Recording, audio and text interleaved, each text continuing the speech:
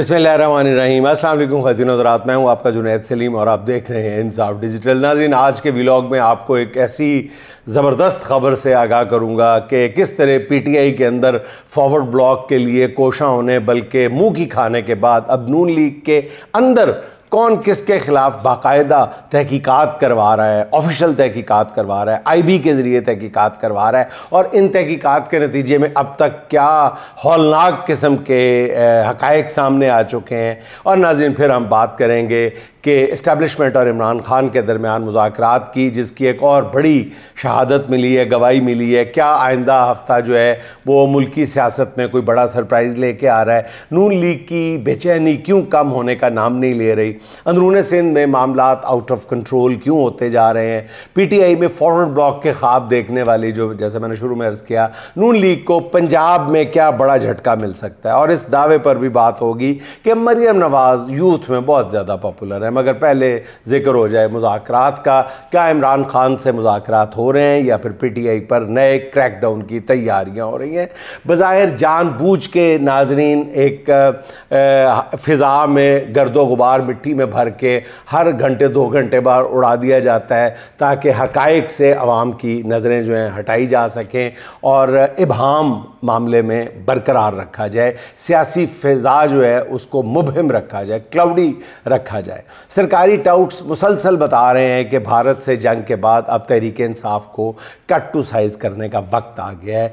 कभी कहते हैं कि तहरीक इंसाफ के 50 अरकान कौमी असम्बली को नाअहल करार देकर उनकी जगह नून लीगी अरकान को असम्बली में पहुँचाने का काम जल्द शुरू, जिस तरह जैसे कोई शतरंज की बाजी है, इसको उठा के उधर रख दिया, उधर को ऐसे समझ रहे हैं। उधर पहले करके देख लिया है क्या कुछ कंट्रोल हो रहा है आपसे?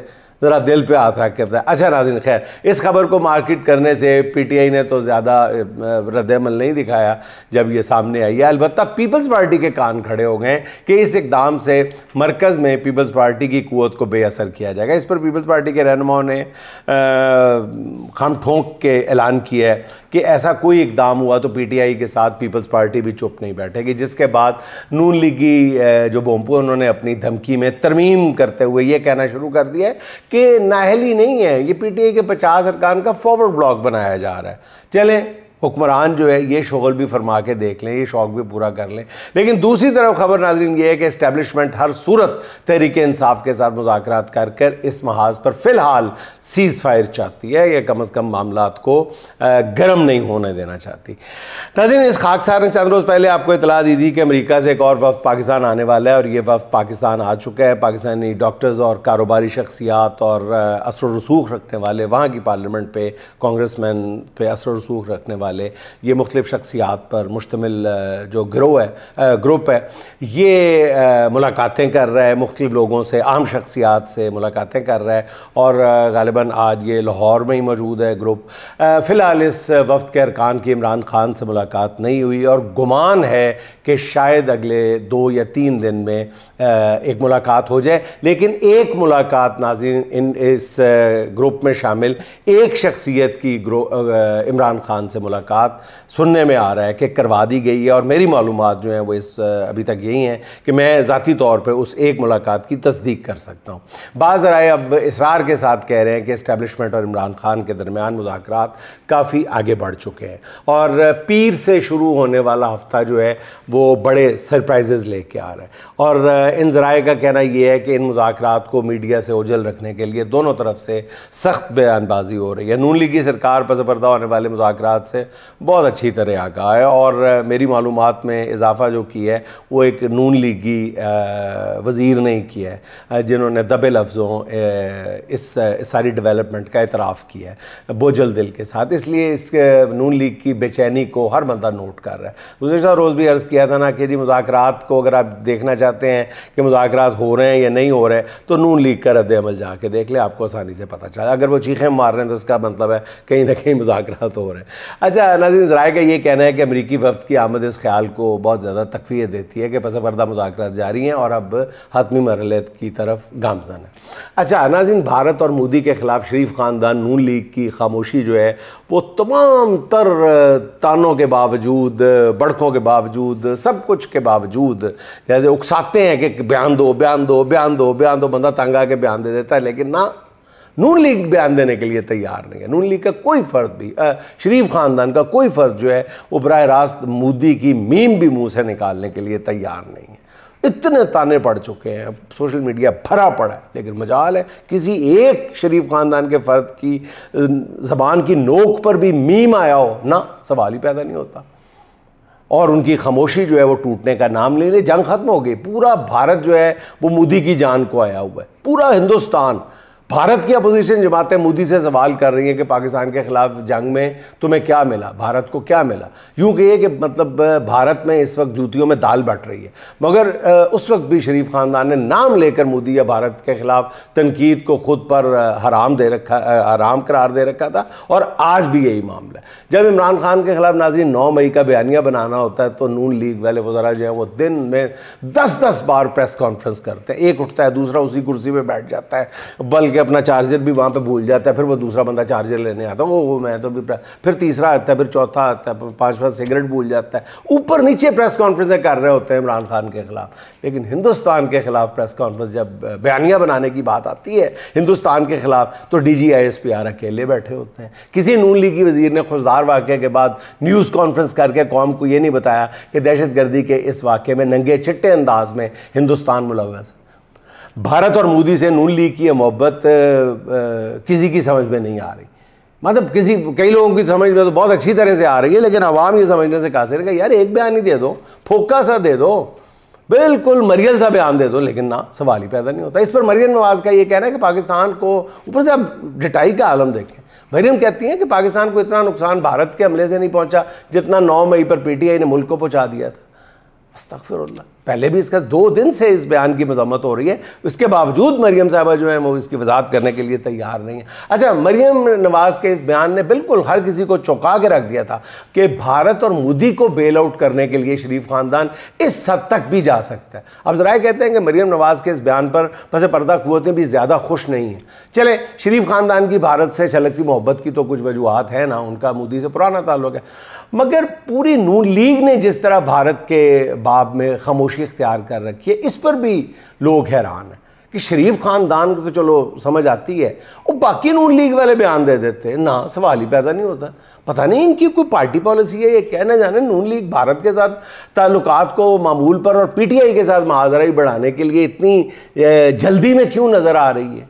अच्छा नाज़रीन, जो ख़बर आपको देना मकसूद है कि एक तरफ तो पूरी कोशिश की जा रही है कि किसी तरह ये जो है PTI के अंदर दरारें डाली जा सके, उसके लिए हर जायज़ नाजायज़ कोशिश की जा रही है। फॉरवर्ड ब्लॉक, उसका भी मैं आगे चल के बता देता हूँ, जो फॉरवर्ड ब्लॉक बनाया जा रहा है और उसके जवाब में कायदे हिज़्ब इख्तिलाफ़ क्या कह रहे हैं पंजाब असम्बली में नाज़रीन। लेकिन नून लीग के अंदर क्या इस वक्त आलम है, आप सुन के हैरान रह जाएंगे कि दूसरों के घरों में नकब लगाने वालों के अपने घर में क्या हो रहा है।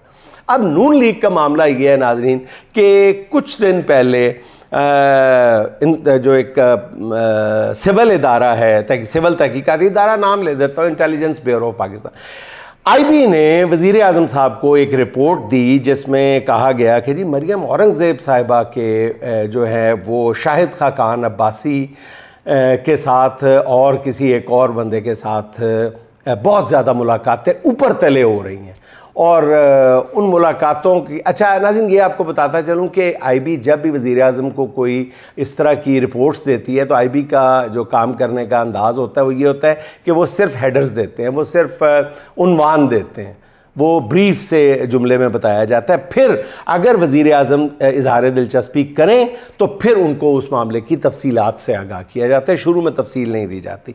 अच्छा, शुरू में जब ये वज़ीर आज़म को रिपोर्ट मिली कि जी ये मरियम औरंगज़ेब साहिबा जो हैं वो मुलाकातें कर रही हैं और वो खुफिया अंदाज में मुलाकातें हो रही हैं, तो शुरू में तो मामला उन्होंने कहा जी ऐसे कह के मामला टाल दिया किसी ने कि जी वो कोई बात नहीं है, हमारे पुराने साथी हैं शाहिद खाकान अब्बासी साहब, उनसे मुलाकातें हम भी करते हैं, वो भी करते हैं, तो ये मुलाकातें रूटीन का हिस्सा है। लेकिन गालिबन फिर नवाज़ शरीफ साहब ने इस पर कहा कि नहीं, इसकी डिटेल मंगवाई जाए, इन मुलाकातों की डिटेल मंगवाई जाए। अच्छा, जब डिटेल्स सामने आई नाज़रीन, तो वो फिर जूँ जूँ डिटेल सामने आती गई वो खासी चौंका देने वाली थी। इन मुलाकातों में एक तो ये कि मरियम औरंगज़ेब साहिबा अकेली नहीं होती हैं। इनमें रावलपिंडी से जो हैं फॉर्म 47 से जो बिलाल अज़हर कैनी साहब जो हैं वो ग़ालिबन वज़ीर मुमलिकत बराए रेलवे भी हैं और प्राइम मिनिस्टर के वो डिलीवरी यूनिट PMDU के भी इंचार्ज है। बड़ी इंपॉर्टेंट पोस्ट है उनके पास, बिलाल अज़हर कैनी के पास। बिलाल अज़हर कैनी और मरियम औरंगज़ेब साहिबा ये दोनों शाहिद खाकान अब्बासी साहब से मिलते हैं और शाहिद खाकान अब्बासी साहब के साथ तमाम मुलाकातों में मिफ्ता इस्माइल भी होते हैं। अब यहाँ तक भी जब रिपोर्ट आ गई तो फिर मज़ीद रिपोर्ट मांगी गई तो पता चला कि जनाब अली और कि जनाब इन मुलाकातों में बाज़ बिज़नेस इश्यूज़ भी डिस्कस होते हैं, क्योंकि इन शख्सियात का शाहिद खाकान अब्बासी और मिफ्ता इस्माइल के साथ बिज़नेस इंटरेस्ट भी शामिल है। फिर परेशानी बढ़ी कि ये क्या मुलाकातें हैं, तो फिर शहबाज शरीफ साहब ने एक कमेटी तश्कील दी कि मज़ीद प्रोब किया जाए ये क्या मामला है। ऐसे रखो, दरार डाल रहे हैं PTI के अंदर और अपनी मुलाकातें हैं कि एक सिरे से दूसरा सिरा और दूसरे से तीसरा सिरा। फिर शहबाज शरीफ साहब ने जब ये कमेटी बनाई और कमेटी ने ये रिपोर्ट दी कि जनाब ये मुलाकातें यहाँ तक गहरी हैं और असर व रसूख एक दूसरे पर इतना ज़्यादा है कि पंजाब में होने वाली बाज़ जो तकर्रियाँ और तबादले हैं उनमें भी शाहिद खाकान अब्बासी और मिफ्ता इस्माइल साहब का अमल दखल है। बाज़ बहुत ही जो डिस्ट्रिक्ट मैनेजमेंट सतह के तकर्रर तबादले हैं वो भी मरियम औरंगज़ेब साहिबा के कहने पर हुए हैं बज़ाहिर, लेकिन उसके पीछे जो हैं वो शाहिद खाकान अब्बासी और मिफ्ता इस्माइल है। अब यहाँ पे बात अब फंसी हुई है कि ये इनके दरमियान कोई सियासी ख़यालात का तबादला या कोई सियासी मैदान में भी कुछ हो रहा है या नहीं, लेकिन इस वक्त जो है वो कम अज़ कम नून लीग की आला क़यादत इन राब्तों पे परेशान है। तो कब मरियम औरंगज़ेब साहबा को तलब किया जाता है, बिलाल अज़हर कैनी को तलब किया जाता है, ये मेरा ख्याल 2-4 दिनों की बात हो सकती है। अच्छा नाज़रीन, अंदरून सिंध से आने वाली ख़बरें बहुत ही तशवीशनाक हैं। नहरों के मामले पर शुरू होने वाले एहतजाज ने बिल्कुल अब एक नया बल्कि खौफनाक रुख इख्तियार कर लिया। पूरा सिंध जो है वो पीपल्स पार्टी से नफ़रत की आग में जलने लगा। चंद रोज़ पहले मोरू में मुश्तिल हजूम ने सूबाई वज़ीर दाखिला के घर में दाखिल हो गए थे और जहाँ उन्होंने घर में तोड़ फोड़ की थी। पुलिस और मुजाहिरीन के दरमियान झड़पें शुरू हो गई थी, 2 मुजाहिरीन मारे गए थे, जिसके बाद हालात अभी तक इंतहाई कशीदा हैं। मुजाहिरीन ने लाशें सड़क पर रख के एहतजाज शुरू कर दिया था, जिस पर हैदराबाद पुलिस एक लाश उठा कर ले गई और उस पर भी फिर ज़बरदस्त एहतजाज हो रहा है। अब पुलिस वाले इरफान लगारी नामी शख्स की लाश जो है वो वापस कर रहे हैं, लेकिन मुजाहिरीन एक लाश वापस लेने को तैयार नहीं है, जिससे कशीदगी जो है उसमें इजाफा होता चला जा रहा है। गुज़िश्ता रोज़ जामशोरों में लोगों को पता चला कि आसफ़ा भुट्टो पुलिस के काफ़िले के साथ आ रही हैं और जिस पर देखते देखते लोगों की एक बड़ी तादाद वहाँ पर जमा हो गई और मुजाहिरीन ने आसफ़ा भुट्टो की गाड़ी रोकने की कोशिश की, जिस पर उनके सिक्योरिटी के एहलकारों ने मुजाहिरीन पर बाकायदा हमला कर दिया और मुश्तिल मुजाहिरीन ने काफ़िले की गाड़ियों पर डंडे बरसा दिए। इस वाक़े के बाद पीपल्स पार्टी ने अपने रहनुमाओं पर अंदरून सिंध सफ़र करने पर बाकायदा पाबंदी लगा दी है। ये है पीपल्स पार्टी का अपना सिंध नाजरीन, अपने लीडरों पर पाबंदी लगा दी है। इससे पहले पंजाब से सिंध में दाखिल होने वाली गाड़ियों को भी मुजाहिरीन लूट रहे थे और मुजाहिरीन पंजाब से आने वाले ट्रकों पर रखे सामान को लूट लेते और फिर गाड़ियों को आग लगा रहे थे। नाज़रीन, एहतजाज बहुत ही ख़तरनाक सूरत की जाल में इशारा कर रहा है और पूरा सिंध इस वक्त पीपल्स पार्टी और उसकी क़यादत की नफ़रत में चल रहा है और पॉलिसी साज़ों ने इस जानब से पता नहीं क्यों आंखें बंद कर रखी हैं। अच्छा नाज़रीन, एक तरफ तो नून लीग की भोंपू ये ऐलान कर रहे हैं कि PTI के 50 से ज़ायद अरकान का कौमी असम्बली में फॉरवर्ड ब्लॉक बनाया जाए, वहाँ दूसरी जानब नाज़रीन बड़ी मज़ेदार सिचुएशन बनी हुई है। पंजाब असम्बली में कायदे हिज़्ब इख्तिलाफ अहमद खान बच्चर ने इंकशाफ कर दिया कि पंजाब असम्बली में नून लीग के 50 से 60 अरकान उनसे राब्ते में हैं जो मरियम नवाज़ के ख़िलाफ़ तरीके अदम एतमाद में वोट देने को तैयार है। अच्छा नाज़रीन, मैंने जब ये ख़बर सुनी तो मैंने कहा कि बस मामला बैलेंस करने की कोशिश कर रहे हैं बच्चर साहब। ऐसा कहाँ होगा, इस वक्त वो इक़्तिदार में बदमस्त हैं, कौन छोड़ सकता है। नाज़रीन मैंने अपने ज़राए से तस्दीक की है, तो कम अज़ कम 7 जो अरकान असम्बली हैं उनका तो मुझे नामों का पता चल चुका है कि उन्होंने बाकायदा या बच्चर साहब से बराह रास्त या किसी और ज़राए से रब्ता किया है, और उनका मुतालबा सबका यही है कि तहरीक इंसाफ उन्हें आइंदा इलेक्शन में टिकट देने का वादा कर ले।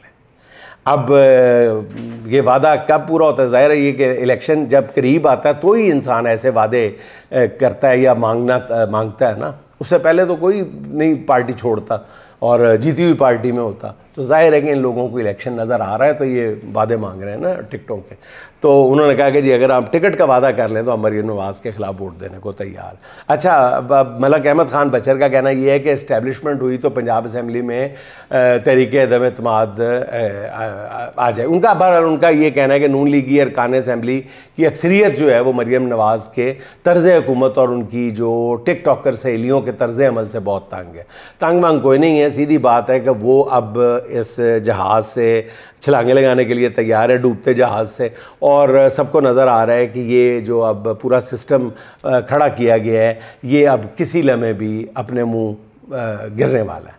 अच्छा, उनका कहना ये है कि इस्टेब्लिशमेंट की बैसाखी अगर आज हटा दी जाए, तो बचर साहब का कहना है कि इस्टेब्लिशमेंट की बैसाखी अगर आज हटा दी जाए तो पंजाब हुकूमत कुछ दिन की नहीं चंद घंटों की मार है।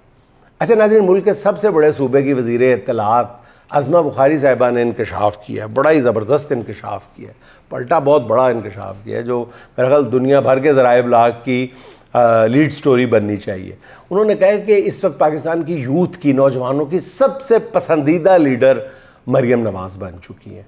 फरमाती ये हैं वो कि मरीम नवाज़ को ये मकाम नौजवानों में लैपटॉप की तकसीम और तालबात में स्कूटीज़ बांटने की वजह से हासिल हुआ। पहली बात तो ये है कि इस बयान से अज़मा बुखारी साहिबा पाकिस्तान की यूथ को लालची करार दे रही हैं सीधा सीधा लालच के जी इनको लैपटॉप दे दो, इनको स्कूटीज़ दे दो, तो ये लालच में अपनी हमदर्दियाँ बदल लेती है यूथ ना, सवाल ही पैदा नहीं होता। आप इनको हीरो से भरे हुए थैले भी दे दें इस यूथ को, इस यूथ के दिलों में जो धड़क रहा है वही धड़केगा।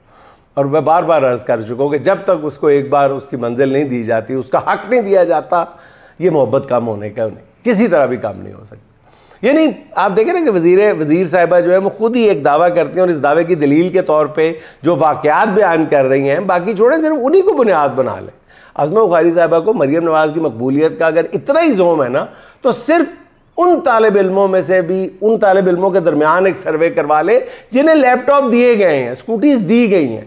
मैं पूरे यकीन से कहता हूं कि मरीम नवाज़ के हाथों लैपटॉप और स्कूटीज़ लेने वाले तालिब इल्मों में भी 80% से ज़्यादा जो मकबूलियत है वो इमरान खान की होगी।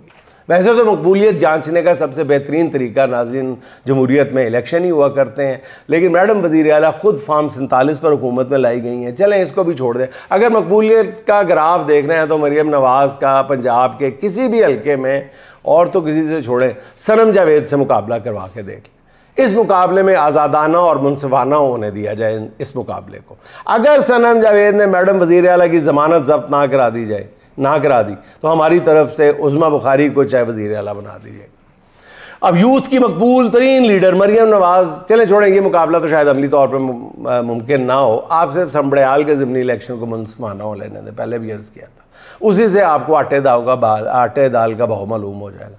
अब तक के तमाम सर्वेस के मुताबिक संबड़याल के 80% से ज़्यादा जो लोग हैं वो तहरीक इंसाफ के साथ खड़े हैं, लेकिन जब नतीजा आएगा तो आपके साथ पता चल जाएगा। आपको नतीजा क्या आएगा आपको पता है। अब तक सिर्फ ज़िले इंतज़ामिया और इलेक्शन कमीशन नून लीग के साथ है, और फिलहाल नून लीग की सारी मकबूलियत का जो दारोमदार है वो इन्हीं इदारों के साथ है। अच्छा नाज़रीन, इमरान खान ने दूसरी बार भी पॉलीग्राफिक टेस्ट कराने से इनकार कर दिया, जिस पर सरकारी बोंपू ये बयानिया बनाने की कोशिश कर रहे हैं कि इमरान खान 9 मई के मामले में गिल्टी है, इसलिए पॉलीग्राफिक टेस्ट नहीं करा रहे। इस पर शायद खाकान अब्बासी का कहना यह है कि पॉलीग्राफिक टेस्ट ना कराने का इमरान खान का फैसला 100% दुरुस्त है। उनका ये कहना था कि पॉलीग्राफिक टेस्ट उनका कराया जाना चाहिए जिन्होंने मुल्क का आइन तोड़ा है। शायद खाकान अब्बासी की इस बात से ऐसी मेरे दिल में ख्याल है कि सबसे पहले तो फिर पॉलीग्राफिक टेस्ट जो है इस गलीज़ किरदार काजी का कराना चाहिए, ताकि पता चल सके कि उसने किसके कहने पर पीटीआई से बल्ले का निशान छीना था। उसके बाद पॉलीग्राफिक टेस्ट तो सिकंदर सुल्तान राजा का कराना चाहिए ताकि पता चल सके कि उसने किसके कहने पर हारे हुए उम्मीदवारों को जीतने का सर्टिफिकेट थमा दिया था। पॉलीग्राफिक टेस्ट तो पंजाब और इस्लामाबाद पुलिस के हुकाम का होना चाहिए ताकि ये पता चलाया जा सके कि किन के कहने पर घरों में घुसते रहे या किस कानून के तहत खवातीन के गिरेबानों पर हाथ डालते रहे। पॉलीग्राफिक टेस्ट जो है वो तो नवाज शरीफ का होना चाहिए ताकि पता चल सके कि उन्हें वज़ीर आज़म बनाने का झांसा देकर पाकिस्तान लाया कौन था। फिर डॉक्टर यास्मीन राशिद से इलेक्शन हारने के बाद वो मौजूदा ज़हनी हालत को कैसे पहुंचे। पॉलीग्राफिक टेस्ट कराना ही है तो शहबाज शरीफ का होना चाहिए ताकि पता चलाया जा सके कि उन्होंने अपने बड़े भाई का सौदा कितने में किया था। पॉलीग्राफिक टेस्ट तो पूरे शरीफ खानदान का होना चाहिए ताकि ये पता चलाया जा सके कि उनके दिलों में इमरान खान की कितनी नफरत और मोदी की कितनी मोहब्बत है और उसकी वजह क्या है। अच्छा नाज़रीन, बरसबील तज़किरा आज एक पोस्ट नज़र से गुजरी तो सोचा आपसे डिस्कस करता चलूँ। नूरदीन उर्फ चाचा नूरा एक मारूफ शख्सियत है जो जुफ्त साजी जूता बनाने की वजह से मशहूर है, और भी बहुत सारी चीज़ें बनाते हैं वो। उनकी वजह जो बताई जाती है वो पेशावरी चप्पल बनाना है, जैसे कप्तान चप्पल के नाम पर पूरी दुनिया में शोहरत हासिल हुई है। हुआ कुछ यूँ कि चाचा नूरदीन को सदारती तमगा बराए हुस्न कारकर्दगी से नवाजा गया, जिस पर यह वावेला किया गया कि एक शख्स जिसकी कारकर्दगी सिर्फ इतनी है कि वो इमरान खान को चप्पल बना कर देता था, उसे खान के दौर में प्राइड ऑफ परफॉर्मेंस से नवाज दिया गया, बड़ा शोर मचाया गया और उसे दोस्त नवाजी का नाम दिया गया, अकरबा परवरी का नाम दिया गया, बेअसूली कहा गया। अब नून लीगी भोंपू जो हैं उसे बुनियाद बनाकर इमरान खान पर तनकीद कर रहे थे और कर रहे हैं कि मेरिट की बातें करने वाले ने अपने दौर में ये काम किया था। इस पर ज़रा तहकीक की तो पता चला कि मारूफ और इंतहाई क्रेडिबल जर्नलिस्ट जो असलम मलिक साहब, उन्होंने इस मामले पर मुकम्मल जामे रिसर्च कर रखी है। उनके मुताबिक ये हकीकत है कि चाचा नूरा को तमगा हुस्न कारकर्दगी शहबाज शरीफ ने दिया था। किसी ने हम में से किसी ने ज़हमत ही नहीं की पता करने की, और इसके लिए उनके लिए तमगे का ऐलान 14 अगस्त 2023 को हुआ था। 11 अप्रैल 2022 से शहबाज शरीफ की हुकूमत चली आ रही है। यह फैसला उसी दौरान हुआ था। उस वक्त खैबर पख्तूनख्वा में भी आज़म खान की निगरान हुकूमत थी। इमरान खान की हुकूमत के दौरान चाचे नूरे को कोई तमगा नहीं मिला था। और ये भी मजाक उड़ाया जा रहा है कि जी वो मैं चप्पल बनाने पर सदारती तमगा दिया गया था, हालांकि सदारती तमगा हुस्न कारकर्दगी मिलता ही किसी फ़न दस्तकारी वगैरह में कमाल हासिल करने पर। चाचा नूरे को पेशावरी चप्पल साजी में कमाल हासिल है, तभी तो शाहरुख खान भी उनके हाथों की बनी हुई चप्पल पहनता है। और इस किस्म की मुख्तलिफ चीज़ें बनाने वाले बहुत सारे कारीगरों को प्राइड ऑफ परफॉर्मेंस मिल चुका हुआ है। और इसलिए इमरान खान पर तनकीद करने वाले या अगर शौक़ पूरा करना चाहते हैं तनकीद का, तो कोई और सॉलिड बात निकाल कर लाए। ये क्या ऐसे फाड़ ली, असलम साहब ने फाड़ ली तो गल, कोई नवी गल लेके आओ। अच्छा नाज़रीन, इसके साथ ही गुलाम मोहम्मद कासिर साहब के 2 अशार सुन लें। अपने अशार को रुस्वा सरे बाज़ार करूँ, अपने अशार को रुस्वा सरे बाज़ार करूँ, कैसे मुमकिन है कि मैं मिद्दत दरबार करूँ, कैसे मुमकिन है कि मैं मिद्दत दरबार करूं। दिल में मकतूल की तस्वीर लिए फिरता हूं, दिल में मकतूल की तस्वीर लिए फिरता हूं, और कातिल से अकीदत का भी इजहार करूं, और कातिल से अकीदत का भी इजहार करूं।